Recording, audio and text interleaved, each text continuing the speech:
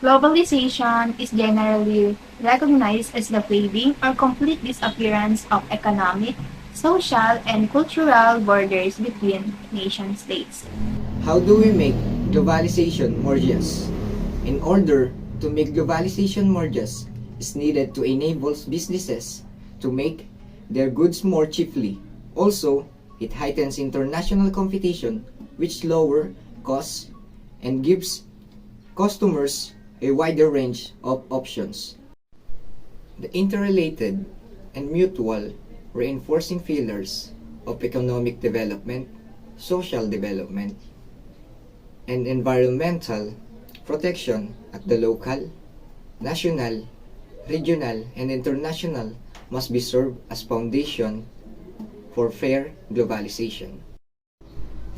The law governing of the global economy must provide equal access and opportunity for all nations, while also acknowledging the variety of those nations' capacity and developmental requirements.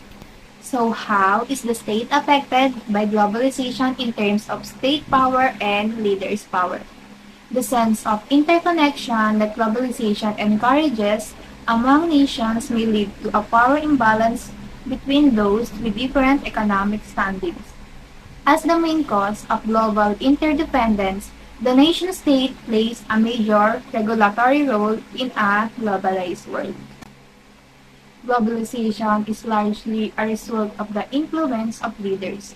It is obvious that globalization cannot succeed if the leaders of various nations do not implement appropriate government policies that support global trade, global culture, and global relations. Globalization is a like connection of every different countries by offering up what this country have and others don't, and by making a good transaction of products, information, businesses, jobs, and etc.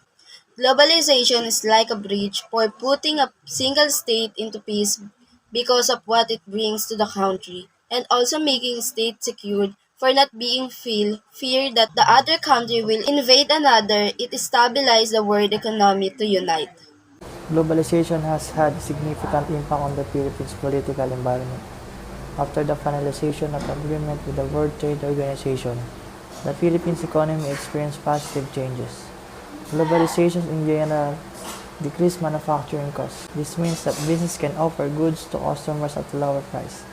The average cost of goods is an impact factor that contributes to rising living standard. Consumers can also purchase a wider range of goods. In some cases, this may improve health by enabling for a more varied and healthier diet in others. It is a blame for an increase in unhealthy food consumption and diabetes.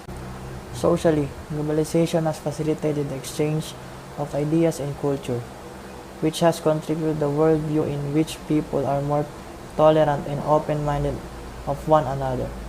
Globalization has impact on service as well. In Vietnam, for example, globalization has contributed to an increase in rice prices, lifting many poor rice farmers out of poverty.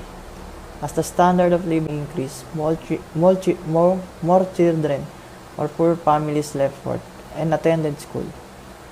As a result, more job opportunities arise in a country where they are needed, which can boost a national economy and result in higher standard of living.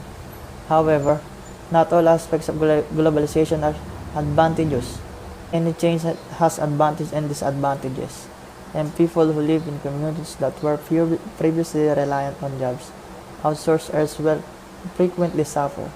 It may contribute to income disparities and inequality between members of society who are more educated and those who are less educated.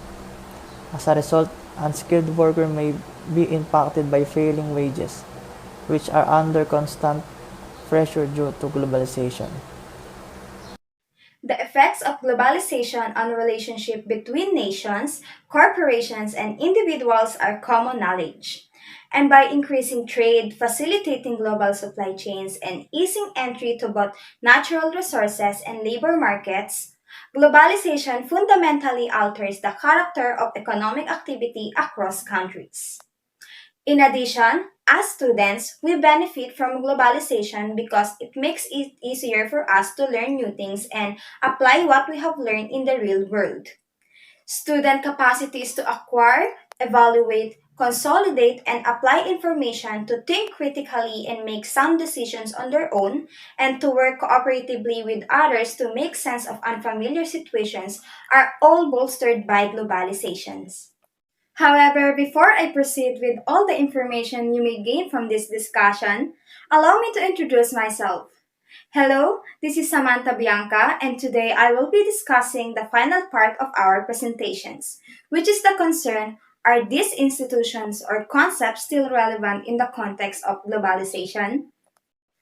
Due to the influence of concept, we can also assert that globalization improves economic conditions and stimulates the growth of institutions in all three contexts. Globalized capital markets compel financial institutions to develop profitable and sustainable business models to restore order to the domestic financial system. In addition, institutions play a crucial redistributive role in the economy by ensuring the equitable distribution of resources and the protection of society's most vulnerable members.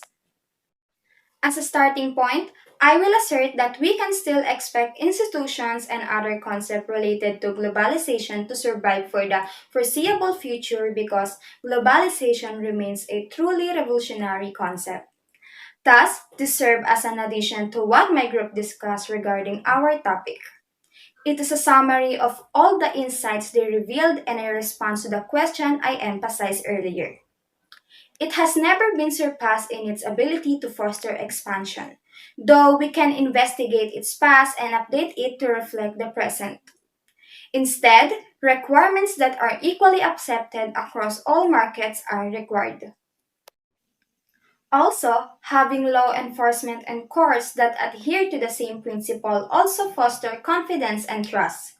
In addition, we have international organizations that play a significant role in assisting nations in achieving a selection of admirable goals, such as increasing economic growth, fostering social progress, enhancing well being, protecting human rights, providing humanitarian aid, defending the environment, preserving peace, and preventing war. In conclusion, I can say on behalf of my colleagues that while we recognize the limitation of the institutions and the concept underlying globalization, we also acknowledge that the end result was positive and that not only the countries but also our people benefited from it. As a result, I would like to remind everyone as we conclude our discussion on this topic that their thinking and comprehension should be expansive when it comes to this matter, as we must also consider that the existence of globalization is not new. However, in a modern sense, we cannot deny that if the concept and institutions are lost and no longer relevant, it will be useless as they were instrumental in the formation and achievement of the current globalization.